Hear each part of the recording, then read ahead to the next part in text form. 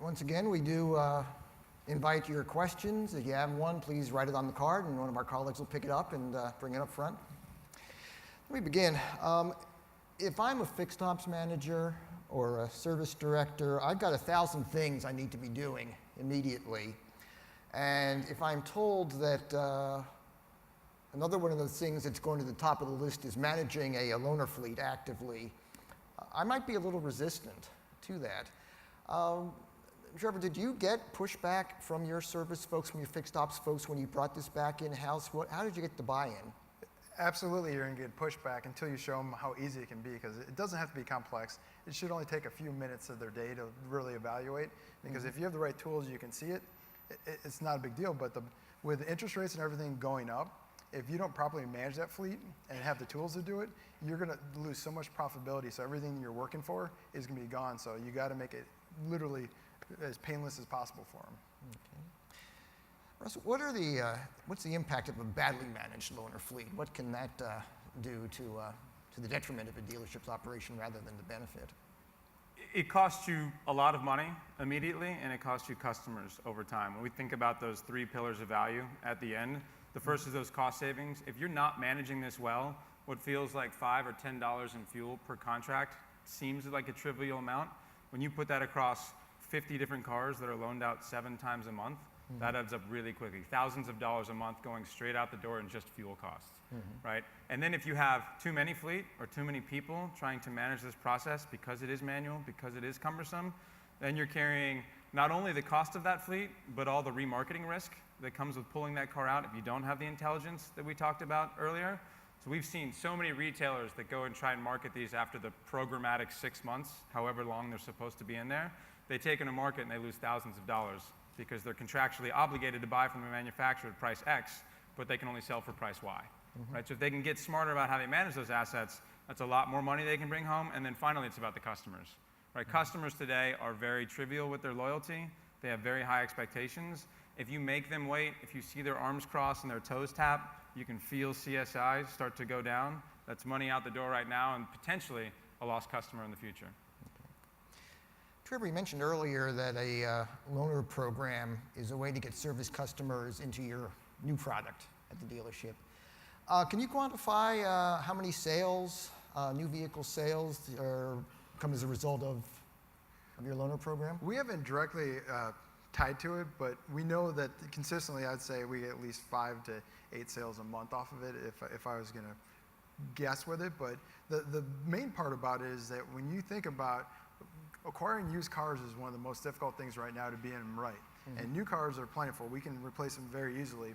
And so by putting new cars in constantly, you're also helping your used car inventory. But sales-wise, I'd say it's a safe number to say that you're going to get at least 5 to 8 sales if it's done properly. And we've played with different things where branding on the cars, different ways to when people are driving it, like a buy now kind of concept with it. And I'd say in the next few months we're going to really have a strong push on it there. But it's so.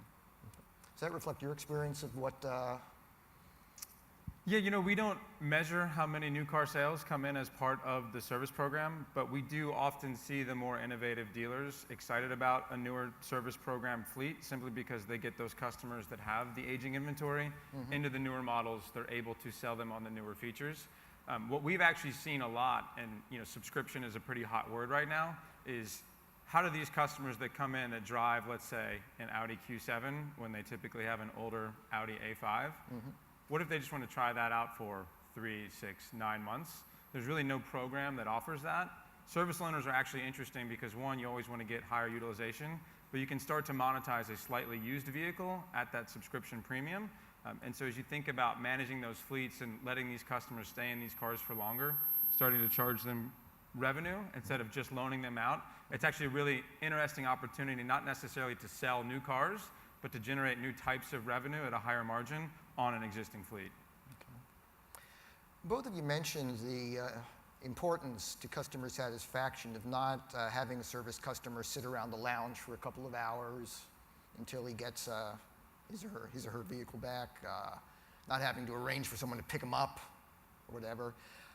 Can you quantify what an effective loaner program can do to elevate CSI? Review? looked at that? Well, I mean, like you were talking about, every second they're waiting is drastically going to hurt it. But I mean, if you had the choice to get into a rental car that was dirty and was low on gas, your score is going to drastically go down. And so by getting into a new vehicle that's properly maintained, that's going to be a huge factor in making sure it gets done. And so knowing the checks and balances is something. If you're managing your fleet, you got to make sure that every time it's going out, best foot forward on there. So we've seen the challenge there in quantifying that is there is no CSI question that we've seen directly related to loaners, so it's tough to tease out the direct impact.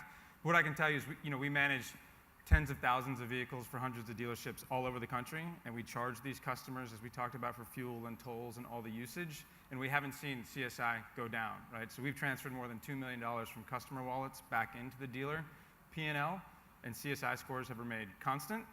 The other things that you're able to do with a modern program are things like pickup and delivery, right? Creating that out-of-dealership experience to where you don't have to wait in the customer lounge, but I can actually bring you a loaner, open up that contract on the mobile device, bring in your personal car for service, and then come back out the minute your car is done, and you never have to leave your couch. That actually we're seeing not only is CSI skyrocketing when you're able to do that, but you see average RO sizes that are up 200-300%.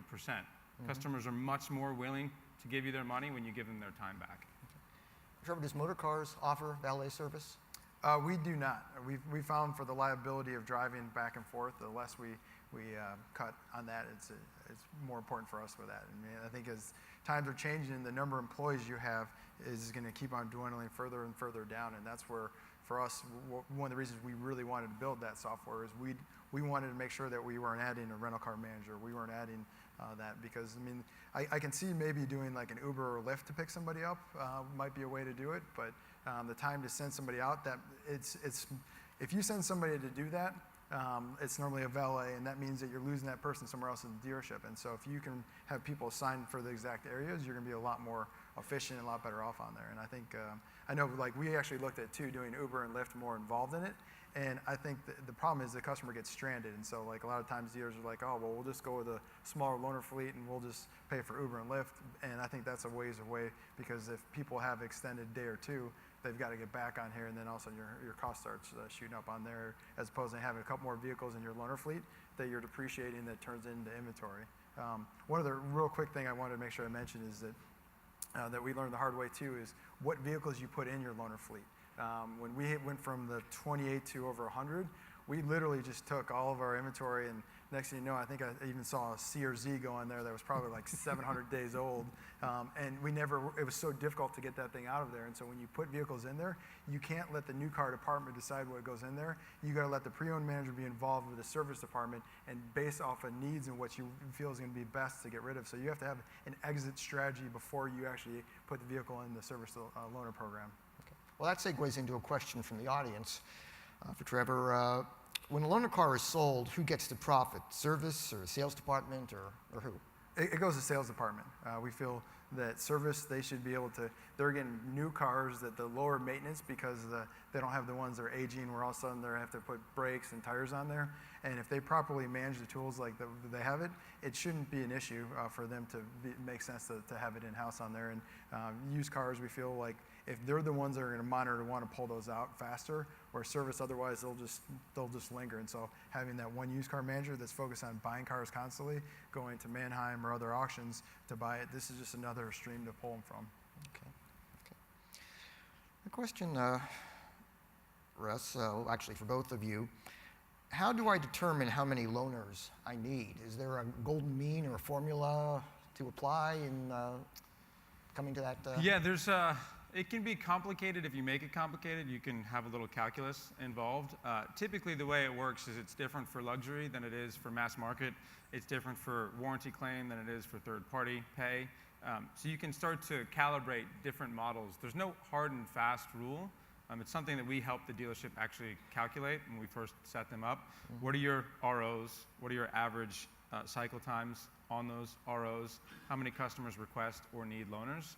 And if you run those three variables, you can start to figure out how much fleet you actually need by setting a target utilization. Setting a target utilization of 100% is actually a bit of a fool's errand, because then you'll either run out of inventory or you'll never actually get there. You'll be frustrated. Typically, we've seen best in class to be about 85, 90% utilization. You're always going to have that customer that wrecks one of your cars. You put that in hold. It's in the body shop. It's got to be repaired. So you're never actively going to be using that entire fleet. But those are the three variables that I would look at: is number of ROs, duration of ROs, percentage of people that need loaners when they come in, and then hit a target utilization rate, and the math will take care of the rest. Okay. Trevor, how did you? We look at it pretty simple, is that obviously the less cars you have in there, the better. And so by tracking each day, like in our system, it tracks each day how many were rented out versus how many were available, and look at that spoilage. That was one of the slides I had. And it's okay to, when you trim it down, to get where maybe, the way we looked at it, if there's 3 or 4 days in the month that you would have needed to get another car, it's okay to call Enterprise or Hertz and get it for those onesie twosies on there, because it's going to be saving you $400 to $470 depending on your model a month in rental vehicles. And so we kept on pushing down and down and down every single month, trimming to the point where it got to, from, like I said, from one of ours was 45 to 13 within 9 months on there. And so if you look at, if you're holding the advisors accountable, where you don't even have to spend a lot of time. If they know you're watching them, they're going to not pass out as many loaner cars, and then all of a sudden you're going to have less people that are staying in the cars as long, and then you're able to drastically trim down on there. And that's where we've been able to make that $90,000 a year savings. I think we have time for one last question. As we look to the future, the movement to autonomous vehicles, electric vehicles, subscription services, how will the model of the service loaner program change with these developments? Russ? I think that you'll see more uses for what dealers will more generally call the mobility fleet, right? So there will be some where customers don't pay. They're the service loaner. I bring in my car because I still own my car and I need an alternative form of transportation. You give me that service loaner. But I think you'll start to see dealers become more like mobility hubs, to where if I'm in an urban environment and I need a retail rental, or I do want to subscribe to an SUV for a couple months because I live in Denver and it's the winter and I want to go out to the mountains, for the snowy period, you will start to see people repurpose just the quote-unquote service loaners to mobility fleets, and you'll start to see them be used in a number of different ways, from not only warranty repair all the way to subscription and customer pay models. I think with autonomous, nobody really knows yet. We love to theorize and put things on whiteboard and make big, bold headline statements. How that affects the dealers is somewhat unclear from a customer perspective and a particular service loaner perspective, but it's clear that even when these autonomous vehicles are running, they're going to need to be repaired and serviced at some point, and no better place to do that than the mobility node that already exists, which is your local dealership. So we see that while there will be fleet managers out there, and maybe dealerships will have in 20 years fewer direct customers, they'll have the majority, if not all, of the lion's share of that service revenue that comes in from these autonomous fleets. Okay. Trevor, how is Motorcars preparing for these developments in their service program? Loaded question. We know that change is coming. I mean, the business says where the revenue streams are going to be coming are drastically changes. And so I look at the rental fleet management as kind of like a baby step to ride sharing if and when it happens. But there's a lot of factors that go into that in autonomous cars. But we focus on trying to, like I mentioned before, is taking the revenue back into us, where we have an Allstate agency that confirms insurance when somebody buys a vehicle. We built these huge car washes that can do up to 100 to 120 an hour with 2 employees that were generating revenue that was going somewhere else. The rental cars is another one. So we feel that if dealers start focusing on trying to take back some other avenues, that's how we're going to survive. Otherwise, it's going to be very, very difficult. And so because there's too many unknowns, and so there are things that you can control, and that's like for us the car washes, the insurance, the rental fleet. One's is a huge part of our success, and those are the fastest growing thing in any of our companies. Thank you. I might punctuate that with just a quick observation, is that autonomy doesn't really have to be a scary or even a dirty word. I mean, to me, it already exists. Like when we wrap up here and I make my way to the airport, I'm going to go get an Uber or a Lyft, and when I get in that, I'm going to look at my phone. I'm not going to pay attention to the road. I'm going to be driven autonomously, so to speak, to the airport. That car still needs to be serviced. That car needs to be owned by somebody. So in the future, if that driver is removed, it's still the same customer experience for me, and it's still the same type of fleet vehicle that will need to be serviced. So I don't think it is this dystopian future where there are no drivers and there are no people. I think it'll look and feel a lot like today. You'll just have a more diverse collection of vehicles that are slightly modified to account for driverless opportunity. Okay. Gentlemen, thank you. All too soon our time is up, but we show your appreciation for a stimulating discussion.